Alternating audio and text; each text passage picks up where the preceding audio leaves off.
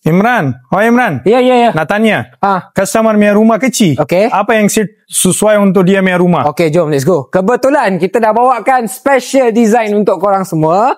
Okey, yang mana yang ruang tamu tu memang dah tak boleh nak adjust lah 3 seater tu. Tak apa, kita masukkan design 2-1-1 dengan meja sahaja, okey.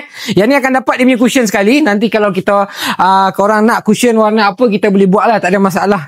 Okey, untuk yang ini kita buat jualan kat kedai, harga dia 4,500 tau. Nampak macam biasa tapi kenapa mahal? Sebab apa?